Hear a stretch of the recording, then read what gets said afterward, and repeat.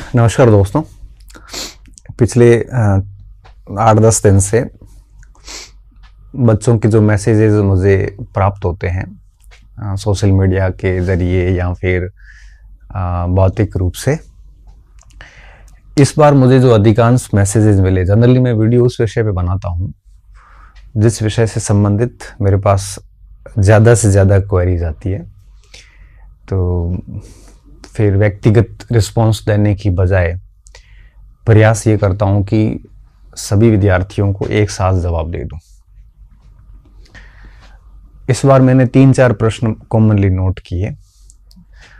सबसे अधिक स्टूडेंट ने ये पूछा कि तैयारी हम लंबे समय से कर रहे हैं, 2-3 बार कोर्स भी पढ़ लिया है, लेकिन सर याद नहीं होता, कॉन्फिडेंस नहीं आता, और टेस्ट सीरीज वगैरह कहीं ज्वाइन कर रखी है तो वहाँ पे मार्क्स भी कम आते हैं।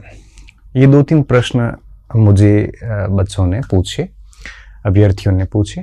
तो फिर सोचा चलो मैं इस पे मेरा मत रखता हूँ कि क्या वाकई ये व्यक्तिगत समस्या है या फिर सभी के साथ ऐसा होता है। क्योंकि अगर सभी के साथ होता है तो एक स्टूडेंट एक्सेप्ट कर लेता है कि भाई हाँ, ये एक प्रोसेस है तैयारी की जो सबके साथ घटित होती है। लेकिन अगर सभी के साथ नहीं हो रहा और किसी एक के साथ हो रहा है तो ये एक दिक्कत वाली बात है, क्योंकि उसके साथ ही हो रहा है तो फिर दिक्कत है। तब एक अभ्यर्थी ऐसे व्यक्ति से सुनना चाहता है जिससे उसको लगे कि ये समस्या उसकी है या सभी की है। अब मुझे ये तो नहीं पता कि सभी की है, लेकिन अधिकांश मैसेजेस जब मैं ऐसे देखता हूँ और जब मैं खुद अपने उन दिनों को याद करता हूँ जब मैं खुद प्रिपरेशन की उस फेज में था, तो उस सब को देखने के बाद, मैसेजेस पढ़ने के बाद इस निष्कर्ष पे पहुंचता हूं कि सच में क्या दिक्कत है। सबसे पहला बिंदु आता है कि सर याद नहीं रहता है ना। अब आखिर कितना याद रहेगा?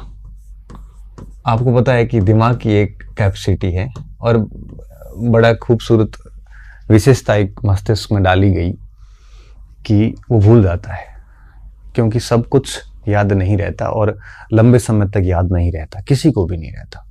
ये बात केवल आपकी नहीं है, ये हर व्यक्ति की बात है। हर व्यक्ति भूलता है और ठीक तरीके से भूलता है। किसी को बहुत याद नहीं रहता, इंस्टेंट पढ़ा हुआ होता है तो याद रहता है। अब कई बार क्या होता है, जैसे अपना जो कोर्स है हिस्ट्री पॉइंट का, वहाँ पे कई बार बच्चे मुझे मैसेज बॉक्स में कोई डाउट पूछते हैं तो मैं खुद भूल जाता हूँ, मैंने पता नहीं क्या पढ़ा है। तब मैं उस बच्चे को वापस मैसेज भेजता हूँ कि आप मेरा लिखवाया वो मुझे भेजिए, फिर आपका भेजिए, तब मैं आपका स्पष्टीकरण दे पाऊंगा। ऐसा क्यों कहता हूँ? क्योंकि मैं भी भूल गया हूँ, 5-6 महीने पहले की क्लास ली हुई है। तो हर व्यक्ति भूलता है। आप, ये सामान्य समस्या है और ये सब जगह रहती है, क्योंकि स्मृतियाँ जो हैं, स्मृति क्षमता सीमित है और विस्मृत होने की एक विशेषता है जो होती रहेगी। आप कितना भी पढ़ लो, आप भूलोगे, ये तय बात है। और ये सबके साथ है। अब ये मत सोचना कि केवल आपके साथ है। अब बिंदु ये आता है कि इस स्थिति से निकलें कैसे। हालांकि ये स्थिति गलत नहीं है, क्योंकि सबके साथ है तो फिर सब बराबर हो गए, ठीक है। अब निकले कैसे? इससे निकलने की जरूरत ही नहीं। मैं तो सिर्फ एक कहता हूँ स्टूडेंट को कि अगर आप रिवीजन करते हैं ना, अगर किसी सामग्री को बार बार पढ़ते हैं, 1 बार, 2 बार, 3 बार, 4 बार, जितनी बार पढ़ते हैं उतनी बार आपको कुछ कुछ एक्स्ट्रा याद होता जाता है। जैसे मान लो कि आप रूस की क्रांति पढ़ ली। अब रूस की क्रांति में आपने जैसे 1905 की क्रांति पढ़ी, तो पहली बार पढ़ोगे तो आपको सिर्फ यही याद रहेगा कि 1905 की क्रांति, फादर गोपेन, ब्लडी संडे, है ना, और ड्यूमा का गठन किया, जार निकोलस था, ये सब छोटे मोटे पॉइंट याद हो जाएंगे। जब आप उसको दूसरी बार पढ़ोगे तब उसमें थोड़ा सा एडवांस याद होगा कि क्रांति के कारण क्या थे। फिर क्रांति के अंतर्गत विंटर पैलेस की तरफ यात्रा की गई, पेट्रोग्राड का क्या महत्व था, निकोलस ने कौन कौन से सुधार किए, क्रांति रुकवी कैसे, अक्टूबर मैनिफेस्टो क्या है, ये सब पता चलेगा। फिर आप जब तीसरी बार रिवीजन करेंगे तब आपको थोड़ा सा और डेप्थ में पता चलेगा कि अक्टूबर मैनिफेस्टो में क्या क्या डिमांड्स थी, कॉन्स्टिट्यूशन कैसे लगा, ड्यूमा का गठन किया गया, ड्यूमा निम्न सदन था, उच्च सदन क्या था, स्टेट काउंसिल था, सेनेट होती थी, राजा को परामर्श देती थी।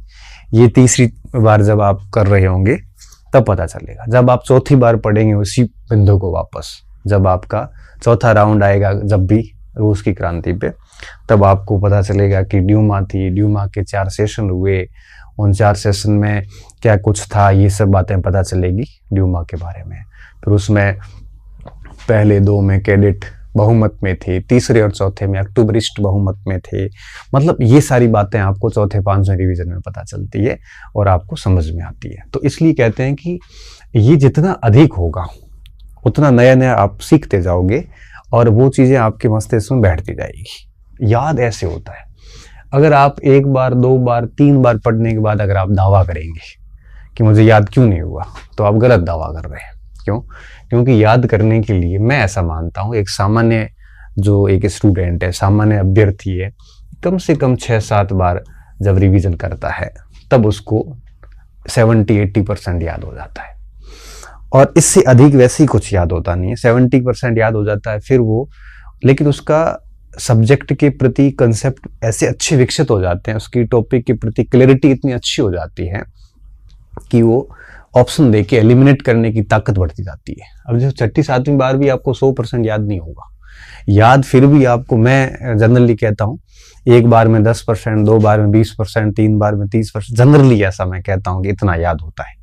वैसा मत कहना कि 11 बार में क्या सर 110% हो जाएगा, नहीं होता, लेकिन 6-7 बार पढ़ने के बाद 60-70% याद हो जाता है। आप अगर ये प्रयास करोगे कि 100% याद करना है तो कभी होगा ही नहीं 100%, कभी नहीं होगा, क्योंकि 100% की लिमिट ही नहीं है। हमने जितने रूस की क्रांति पढ़ी उससे कहीं अधिक है वो, इसलिए 100% का प्रयास करें ही नहीं। हाँ, बस बार बार पढ़ते जाएं।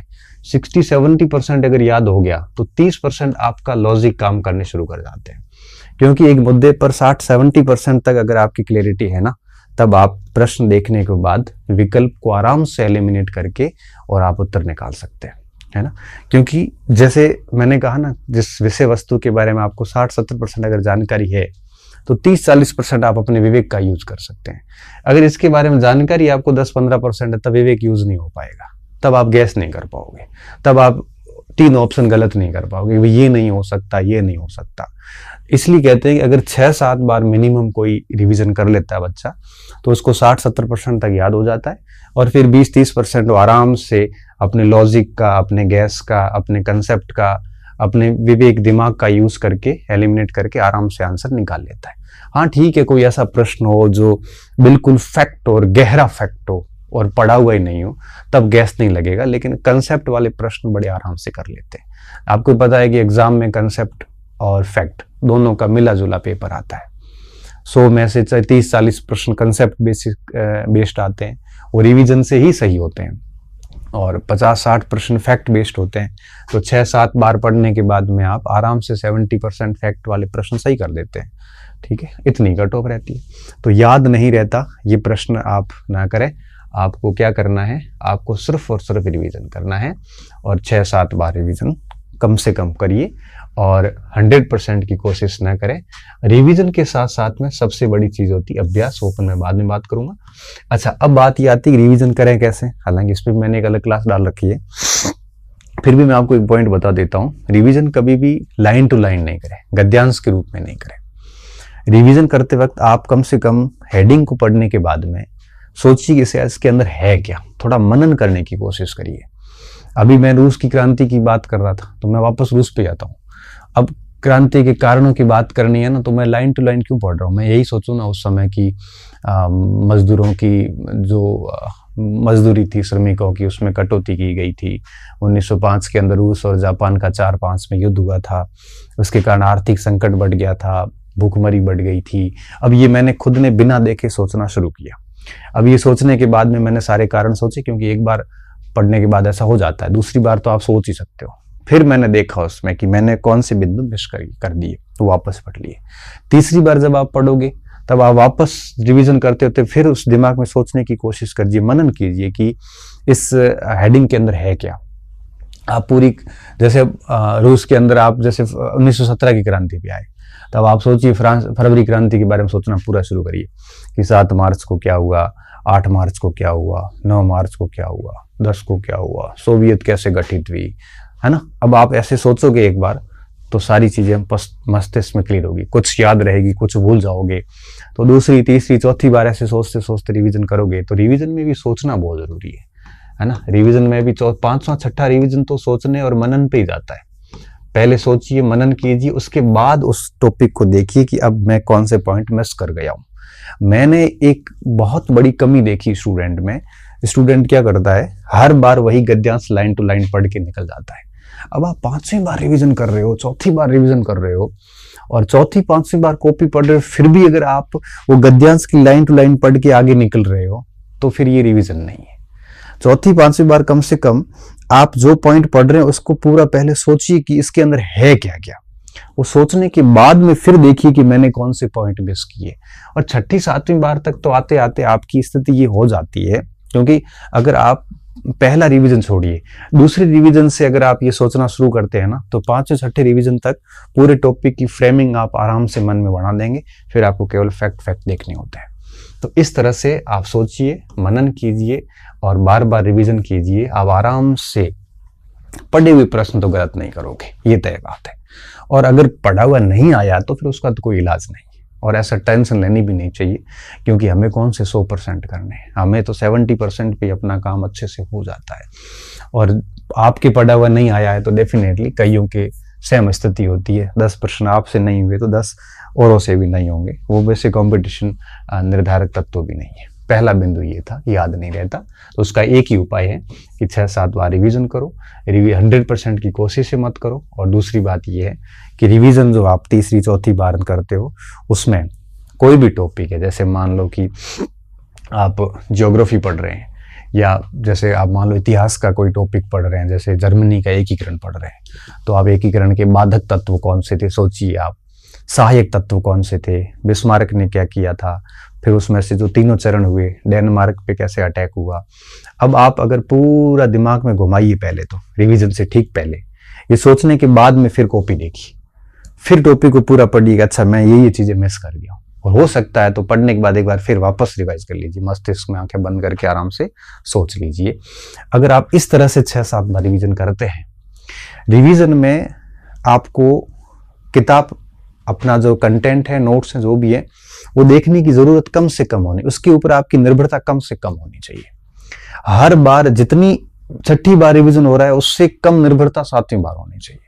छठी बार आपको जितनी निर्भरता है अपने सामग्री की, 7वीं बार पढ़ते हो तो उसकी निर्भरता और कम होनी चाहिए। इस तरह से आप चलते रहिए तो डेफिनेटली, और ये तभी संभव होगा जब आपके पास में मटेरियल सीमित होगा। अगर आपने एक ही पार्ट के 5-5 स्रोत लगा रखे हैं तो आपसे कुछ भी नहीं होगा। क्यों? क्योंकि रिवीजन तभी होता है जब आपके पास मटेरियल फिक्स होता है।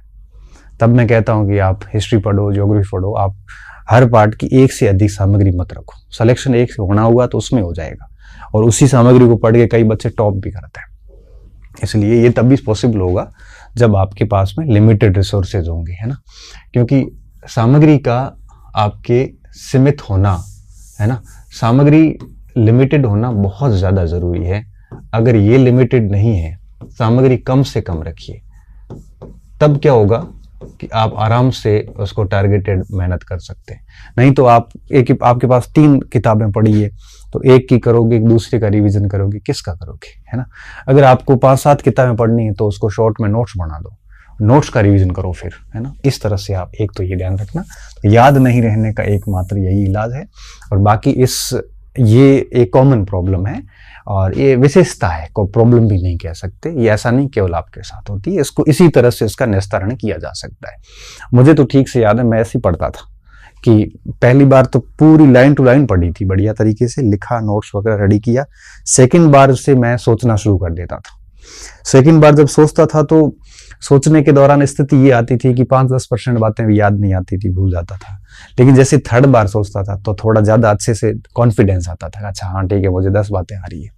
चौथी 5वीं बार नंबर आता था, तब तक हो जाता। लेकिन कोशिश इसमें एक चीज और भी करो, एक बात और भी कोशिश करो कि आपका जो भी सामग्री पड़ी हुई है, कम से कम ऐसी कोशिश करो कि 1 महीने में या 2 महीने में सबका नंबर एक बार लग जाना चाहिए, है ना, 1-2 महीने के अंदर अंदर। जैसे ऐसा नहीं हो कि आपने आज पढ़ा अब 6 महीने किसी पार्ट को देख नहीं रहे हैं, 7वें महीने दूसरा राउंड कर रहे हैं, फिर सोचोगे कुछ नहीं, याद नहीं आएगा। कोशिश करिए कि आप 1-2 महीने के अंदर आप एक बार जो कुछ पढ़ा उसको वापस पढ़े। मतलब ये है कि ऐसा सिस्टम सेट करें कि आप हर 2 महीने के अंदर एक बार आप उन चीज़ों से गुजरो जो आपने पहले पढ़ रखी है। मतलब ये है कि जिसको आज पढ़ा है कोशिश करें कि 1-1.5 महीने के भीतर उसका नंबर वापस एक बार आ जाए। तो रिवीजन के अंदर, सामग्री के अंदर आपको 30-40 दिन से अधिक का गैप नहीं लेना है। ठीक है, जैसे मान लो 1 महीना जो पढ़ा बढ़िया तरीके से, तो अगले सप्ताह आप ऐसा टाइम टेबल सेट करो कि स्टार्टिंग में जो पढ़ा उसको वापस 2 दिन देख ले एक बार। तो ये गैप 40-50 दिन से अधिक का नहीं होना चाहिए, है ना। इस तरह से रिवीजन करें। दूसरा आता है कि सर आत्मविश्वास नहीं बनता, कॉन्फिडेंस नहीं आता। देखिए आत्मविश्वास जो है ये सीधा जुड़ा हुआ है किस बिंदु से, इस बिंदु से। कैसे? मान लो कि अगर आपके पास में आपको याद नहीं हो रहा है, आपने दिमाग में उठा दिया, याद नहीं हो रहा है, ठीक है, रिवीजन नहीं हो रहा है, सामग्री आपके पास बहुत अधिक है, अस्त व्यस्त हो रखे हैं, कोई क्लियर गोल नहीं, कोई क्लियर प्लानिंग नहीं है, तो फिर कॉन्फिडेंस नहीं आएगा। यह एक ऐसा कंसेप्ट है या एक ऐसी विशेषता है जिसको आप खरीद नहीं सकते। ये अंदर से अपने आप बिल्ड होती है, मेरे कहने से भी नहीं होगी। आप 1000 लोगों के मोटिवेशन सुन लो, कॉन्फिडेंस नहीं आएगा। आप कितनी बाहरी दिखावटी पढ़ाई कर लो, कॉन्फिडेंस नहीं आएगा। पढ़ते हुए दिख रहे हैं लेकिन पढ़ नहीं रहे हैं, कॉन्फिडेंस नहीं आएगा। कॉन्फिडेंस कब आता है? ये कॉन्फिडेंस तभी आता है जब आप अंदर से मजबूत फील करते हैं, कॉन्फिडेंस तभी आता है। बाकी ये कृत्रिमता से कॉन्फिडेंस नहीं आता, नेचुरल होता है कॉन्फिडेंस एकदम से। ये तभी आता है जब आप अंदर से बहुत मजबूत फील कर रहे हो। मजबूती का आत्मविश्वास से सीधा संबंध है, ठीक है ना। मान लो कि एक स्पोर्ट्समैन खेल रहा है, अब स्पोर्ट्समैन खेल रहा है ना, वो अंदर से बहुत फिट फील कर रहा है, तब उसका कॉन्फिडेंस होता है कि मैं मेडल लेके आऊंगा। अगर स्पोर्ट्समैन के अंदर मजबूती नहीं है, कहीं न कहीं कमजोरी है, तो कहीं न कहीं कॉन्फिडेंस लैक कर जाएगा, ठीक है। अब बात ये आती है कि मजबूत कब होता है? ये मजबूत तभी होता है जब आपने पाठ्यक्रम को ठीक ढंग से पढ़ रखा है ना। अब अगर आपने पाठ्यक्रम को बहुत बढ़िया तरीके से ऐसे 6-7 बार पढ़ रखा है तो कॉन्फिडेंस अपने आप आता है। ये दोनों चीजें एक दूसरे से गजब तरीके से जुड़ी हुई होती हैं। अब पाठ्यक्रम को ठीक ढंग से पढ़ने के बाद आपने उसका बढ़िया से रिवीजन कर लिया, और एक चीज जो हम मिस कर रहे हैं वो है अभ्यास। अभ्यास कर लिया। अगर आपने ये 3 चीजें करनी शुरू कर दी और 4-5 महीने अगर ये बिंदु रहे तो कॉन्फिडेंस अपने आप आता है। आपको मैं बता रहा हूं कि आप जैसा मैंने आज कहा ऐसा 2-3 महीने करके देखिए, कॉन्फिडेंस अपने आप छलकेगा, आपके चेहरे पे चमक आनी शुरू हो जाती है, अंदर से लगने लग जाता है कि हाँ अब मैं कर लूंगा। 10 बार फेल हुआ व्यक्ति भी अगर बढ़िया तरीके से तैयारी, अपनी कमियों को दूर करके काम शुरू करता है तो उस व्यक्ति को भी 2-2.5 महीने के अंदर अंदर कॉन्फिडेंस आ जाता है, और फिर वो उसके साथ कॉन्फिडेंस के साथ लग जाता है। अब देखो पाठ्यक्रम पढ़ लिया, उसका ये इस तरह से 5-6 बार रिवीजन कर लिया, और अब आप बात आती अभ्यास की। अभ्यास के लिए प्रीवियस ईयर्स क्वेश्चन सबसे बढ़िया ऑप्शन होता है, इससे बढ़िया कुछ भी नहीं है। ये लेके आइए आप।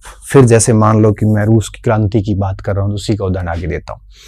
अब आपने जब पहली बार रूस की क्रांति पढ़ी, पहली बार जैसे आपने मेरे नोट से पढ़ ली या फिर आपने किताब से पढ़ ली, पढ़ने के बाद आप क्या करो, रूस की क्रांति से रिलेटेड जो भी प्रश्न है, आजकल मार्केट में सारी किताबें ऐसी आ गई है जिसमें टॉपिक वार प्रश्न दिए हुए, मैंने भी वो जारी कर रखी है, सबने कर रखी है। अब आप क्या करो, रूस की क्रांति के अंदर जो भी 70-80 सवाल पहले हुए पूछे हुए वो भी अभ्यास वाले भी सारे सोल्यूशन कर लो। मुझे पता है कि उस समय आपको 20 प्रश्न भी नहीं आएंगे क्योंकि पहली बार पढ़ा है। सवाल सोल्व कर लिए, सोल्व करने के बाद में आपने जो टॉपिक लिखा है, पहले तो टॉपिक पूरा लिख लीजिए, लिख नहीं रहे तो कोई बात नहीं, पढ़ लीजिए, पहले पूरा पढ़ लिया, फिर सवाल देख लो।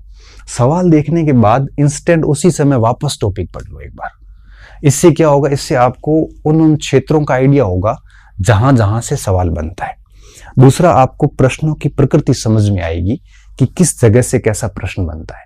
मुझे अच्छे से याद है कि कुछ गद्यांश आते थे पहले, कि गद्यांश देख के उत्तर करो। ऐसा प्रश्न आपने देखा होगा, अनसीन पैसेज आते थे।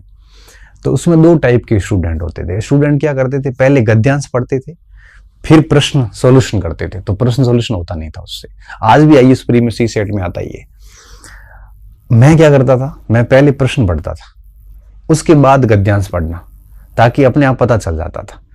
तो इसमें मुझे फिर दिक्कत आनी शुरू हुई। तब मैंने क्या किया, पहले गद्यांश पढ़ा, फिर प्रश्न पढ़े, फिर वापस गद्यांश पढ़ा, तब आराम से प्रश्नों के उत्तर निकल गए। क्योंकि मुझे पता चल गया कि इस क्षेत्र से ऐसे ऐसे प्रश्न आते हैं। देखो, अगर आप निबंध की तरह पढ़ रहे हैं अपने कोर्स को, और अगर आप अभ्यास नहीं कर रहे हैं, प्रीवियस ईयर्स क्वेश्चन नहीं निकाल रहे हैं, तो दिक्कत क्या आएगी? दिक्कत ये आएगी, आपको आइडिया भी नहीं होगा कि इसका सवाल आता कैसे है।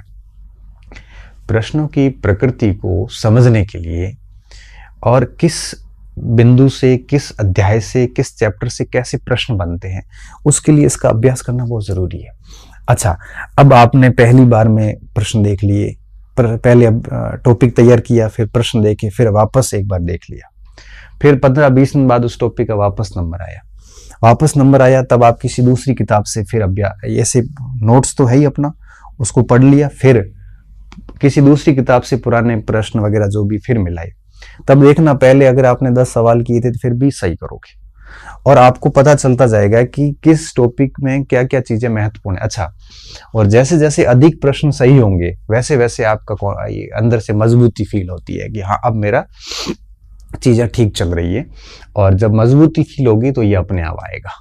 ये कोई ऐसा नहीं है कि ये आ जाता है, लेकिन ये 2-3 महीने बढ़िया अच्छे से पाठ्यक्रम, रिवीजन, अभ्यास इस शैली से चलते हैं तो डेफिनेटली आत्मविश्वास आ जाता है। बाकी ये मोटिवेशन सुनने से, प्लानिंग करने से, टाइम टेबल बनाने से ये नहीं आता। आप यूट्यूब की वीडियो देखने से, चैटिंग करने से, मोटी मोटी बातें करने से, अपने डेकोरम बढ़ाने के लिए झूठ बोलने से, पढ़ाई के दिखावे करने से, शो ऑफ करने से, पढ़ नहीं रहा है, पढ़ाई करने का ढोंग करने से कॉन्फिडेंस नहीं आएगा। ये परीक्षा के गेट तक रहेगा, अंदर से बहुत कमजोरी फील होती है। और जिस दिन सब्जेक्ट बहुत मजबूत होता है ना, उस दिन व्यक्ति छलकता नहीं है, बहुत गहराई वाला व्यक्ति होता है और बहुत आराम से अपना काम करके आ जाता है। इसलिए इसके लिए आपको सीरियस प्रिपरेशन करनी पड़ती है, तब जाके आपको कॉन्फिडेंस आ जाता है। तीसरा प्रश्न रहता है, सर टेस्ट सीरीज में नंबर है वो कम आ रहे हैं। ये प्रश्न था पीछे कुछ बच्चों का। तो देखो, कोई दिक्कत नहीं, टेस्ट सीरीज आप मार्क्स के लिए नहीं दे, अंकों के लिए मत दो, आप रैंक के लिए मत दो। टेस्ट सीरीज आपको सिर्फ इसलिए देनी है कि पढ़ा हुआ है तो थोड़ा अभ्यास कर लें बस। रैंक कम आ रही है कोई बात नहीं, नंबर कम आ रहे हैं कोई बात नहीं, आप थोड़ा उसको हर बार 2, 4, 5 नंबर बढ़ाने की कोशिश करें। नहीं है तो भी कोई बात नहीं। क्यों? क्योंकि टेस्ट सीरीज कई बार टेस्ट सीरीज बनाने वाले लोगों की योग्यता और उनका पैटर्न और आरपीएससी का पैटर्न अलग होता है। कई बार वो उलूल जुलूल फैक्ट यूं ही पूछ लेते हैं जिसका कोई संबंध नहीं होता। लेनिन की माँ का नाम पूछेंगे तो हम भी गलत करके ही आएंगे। आपको डाउट हो जाएगा कि यार मुझे रूस की क्रांति आती नहीं है, जबकि लेनिन की माँ का नाम कौन परीक्षक पूछता है। उसकी जगह ये पूछ लेते हैं कि लेनिन ने अप्रैल थीसिस 1917 में किस पेपर में पब्लिश की, तो मैं उत्तर दे दूंगा प्रावदा में की। मैं कहूंगा कि कब की, 17 अप्रैल को की, मैं कह दूंगा। लेकिन अगर आप ये पूछेंगे कि लेनिन की माँ का नाम क्या था, लेनिन को कब निष्कासित किया गया, अब टेस्ट सीरीज में आरपीएससी में यहाँ फर्क आ जाता है। टेस्ट सीरीज ये भी पूछ लेता है माँ बाप के नाम वगैरह, ऐसे प्रश्न जिसका कंपटीशन जगत से कोई संबंध नहीं है, इसलिए हमारा कई बार स्कोर कम हो जाता है। लेकिन अगर आप आरपीएससी के इन पुराने पेपर्स वगैरह देखोगे ना, तो आपको लगेगा कि यार ऐसे फालतू प्रश्न नहीं पूछते। क्यों? क्योंकि किसी भी विषय की सीमा नहीं होती है, हर विषय अनंत है। अगर आप ऐसे इमर्जिंग अच्छे फैक्ट याद कर कितने सारे कर लोगे, सीमा क्या है इसकी? आरजी भंडारकर भी प्रश्न बना रहे हैं, अगर उसका मुख्य प्रश्न है 2-4 बढ़िया बढ़िया प्रश्न तो हो जाएंगे। अब भंडारकर के बारे में अगर अंदर से आके उसके जीवन से पूछोगे तो नहीं हो पाएगा। तो टेस्ट सीरीज में कई बार नंबर कम आने का कारण ये होता है कि टेस्ट सीरीज बनाने वाले जो लोग हैं वो पेपर भी ऐसा ही बनाते हैं कि ताकि इसके नंबर कम आए, उलूल जुलूल फैक्ट लगा देते हैं। और मैं आपको विश्वास के साथ कह सकता हूं कि जिन पेपर्स में आपके नंबर नहीं आते, आउट ऑफ कंटेक्स्ट प्रश्न होते हैं, वही 10-15 दिन बाद वही पेपर आप टेस्ट सीरीज लेने वालों से वापस करवा दो, उनको खुद को नहीं आएंगी। तो कई बार आरपीएससी पैटर्न को टेस्ट सीरीज संचालक टच नहीं कर पाते हैं। आरपीएससी का एक पैटर्न रहता है जिसमें 40-50% सवाल सरल होते हैं, 10-20% ठीक होते हैं, 10-1% बहुत टफ होते हैं, 50-60% कंसेप्ट, 40-50% कंसेप्चुअल होते हैं, कुछ फैक्चुअल होते हैं, एक ठीक ठीक सा मिश्रण होता है। और सभी चैप्टर होते हैं, हर चैप्टर से एक एक दो दो प्रश्न लिए जाते हैं। ये आरपीएससी का पैटर्न है। अभी कोचिंग संचालकों के द्वारा जो टेस्ट ही चलाई जाती है वो टॉपिक टेस्ट होते हैं। अब एक टॉपिक से ही 100 प्रश्न बनाने हैं तो फिर ये ऐसे सारे उलझ जुलूल सवाल बढ़ेंगी, इसलिए फिर नंबर कम आ जाते हैं। फिर ये लोग सारे 100 कठिन बनाने की कोशिश करते हैं, कंसेप्चुअल बनते नहीं है तो 100 के 100 फैक्चुअल बनाने की कोशिश करते हैं। तो आरपीएससी का पैटर्न और इनके पैटर्न में रात दिन का फर्क आता है, इसलिए इनके स्कोर को दिल पे ना लें। बस ये है कि अपना काम ईमानदारी से करते जाओ, बस अपना जो वर्क है वो हार्ड तरीके से करते जाओ। बाकी नंबर टेस्ट में आना, अच्छे नंबर आना, टेस्ट में पहली रैंक लाना, कोई गारंटी नहीं है कि आरपीएससी में आपकी रैंक लगे। मैंने यहाँ के टॉपर्स को फेल होते हुए भी देखा आरपीएससी में, या पीछे रहने वालों को भी मैंने टॉप करते हुए देखा है, तो कोई फर्क नहीं पड़ता। हाँ बस ठीक है, आप अपना पढ़िए और टेस्ट देके आ जाइए, जितने नंबर आए एक्सेप्ट है। हाँ ये है कि देखते रहिए कि पढ़े हुए प्रश्न गलत ना हो। अगर पढ़ा हुआ गलत हुआ तो घर आके देख लो कि भाई हाँ यार ये प्रश्न मैंने पढ़ा था गलत कैसे हो गया, इन चीजों को सुधारिए आप। बाकी ऐसे उलूल जुलूल सवाल हैं वगैरह, इनके कारण आप डिप्रेशन नहीं ले। बाकी टेस्ट सीरीज चलती रहेगी, इसमें आपको टेंशन नहीं ले। इसलिए मैं कई बार कहता हूँ कि आप पहले बढ़िया रिवीजन पाठ्यक्रम कर ले, 6-7 बार रिवीजन कर लो, प्रीवियस ईयर्स क्वेश्चन सारे निकालो अच्छी तरीके से। ये सब हो जाते हैं, उसके बाद 10-12 टेस्ट देके जन छुड़ा दो, बस इससे ज़्यादा कुछ है नहीं टेस्ट सीरीज में। ठीक है, तो ये 3 बिंदु थे जो मुझे लगा कि आपसे इन पे बात करनी चाहिए। तो उम्मीद कर रहा हूँ आपके लिए बेनिफिट होगा, और आप अगर इसी तरीके से चल रहे हैं या आपका कोई बहुत बेहतर तरीका है इससे, तो उससे आप चलते रहें। आप मेरे अनुसार चले ना चले ये आपके ऊपर है, आपको ठीक लगे तो कर लीजिए, इन बातों को अनुसरण कर लीजिए। ठीक नहीं लगता है तो आप अपनी पद्धति से चलते रहें, कोई बाध्यता वाली बात नहीं है। आगे किसी और इसी तरह से आपके प्रश्नों पर 10-15 दिन बाद में एक आधा छोटा सा वीडियो और बना देंगे। ठीक है, बहुत बहुत धन्यवाद विद्यार्थियों, अच्छे रहिए, मस्त रहिए और खूब सारा ईमानदारी से पढ़ते रहिए, ईमानदारी से पढ़ते रहिए।